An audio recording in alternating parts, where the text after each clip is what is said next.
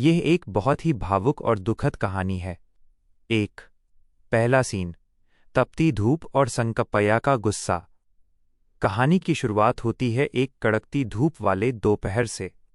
चारों तरफ सन्नाटा है, भैंसें कीचड़ में पड़ी हैं और संकप्पय्या नाम का एक किसान जंगल के रास्ते से कहीं जा रहा है। वह मानसिक रूप से बहुत परेशान है और खुद से ही बातें कर रहा है। उसके दिमाग में अपनी पत्नी और बेटे के लिए बहुत गुस्सा है, इतना गुस्सा कि वो उन्हें जान से मारने तक की बात सोच रहा है। 2 हाथी का बहाना और बेटियों के लिए प्यार। तभी उसे याद आता है कि उसके संतरे के बगीचे को किसी हाथी ने उजाड़ दिया है, जिससे वो कर्ज में डूब गया है।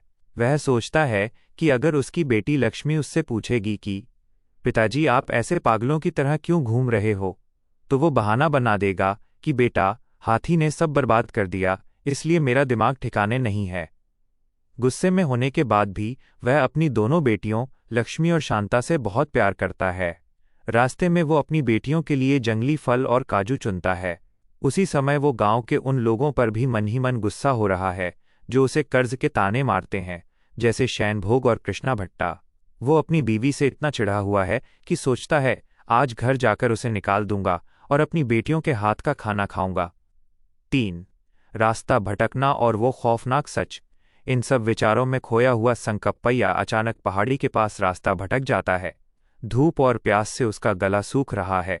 वो झाड़ियों के पास पहुंचता है और तभी उसे एक ऐसा सदमा लगता है जो उसकी जिंदगी बदल देता है।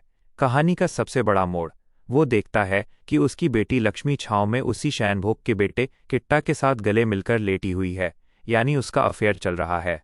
ये देखकर संकप्पय्या का दिल टूट जाता है। उसे समझ आता है कि वो सिर्फ रास्ता नहीं भटका, बल्कि उसकी जिंदगी का भरोसा ही भटक गया है। जो हाथी आने का बहाना वो सोच रहा था, यहां तो सचमुच उसकी इज्जत का बगीचा उजड़ चुका था।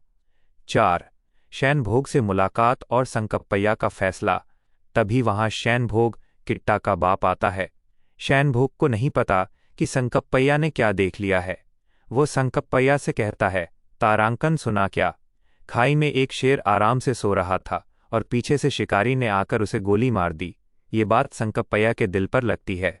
उसे लगता है कि वो खुद वो शेर है जो बेफिक्र था और उसकी पीठ पीछे उसकी बेटी और किट्टा ने उसे धोखा गोली मारना दिया है। संकप्पय्या अब सब कुछ हार चुका है। वो चुपचाप जाता है और जिससे उसने कर्ज लिया था, कृष्णा भट्टा, उसे अपना पूरा घर और बगीचा बेच देता है। 5 6 महीने बाद, अकेलापन और पछतावा। कहानी का आखिरी हिस्सा 6 महीने बाद का है। संकप्पय्या ने अपना घर-बार बेचकर अपनी पत्नी और बच्चों को दूर शिमोगा शहर भेज दिया है।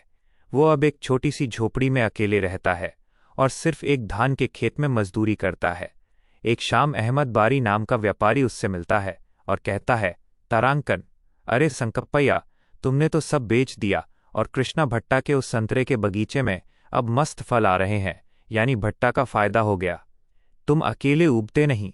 संकप्पय्या कहता है, नहीं, मैं क्यों ऊबूंगा, लेकिन अंदर से वो पूरी तरह टूट चुका है। 6 अंततः एक बाप का दर्द। रात होती है, वो अंधेरी झोपड़ी में अकेला है। उसका खाना बनाने का भी मन नहीं है।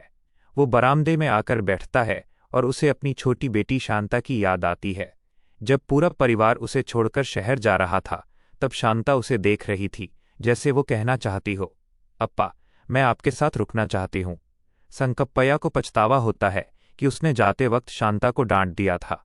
वो सोचता है कि अगर आज शांता उसके पास होती तो उसकी गोद में बैठती, उसकी मूंछों से खेलती और वो उसके बालों को सहला पाता।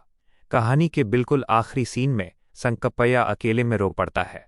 तभी एक अनजान बूढ़ी गाय उसके पास आती है और वो दुखी मन से उस गाय की गर्दन सहलाने लगता है, क्योंकि अब दुनिया में उसे प्यार करने वाला कोई इंसान नहीं बचा।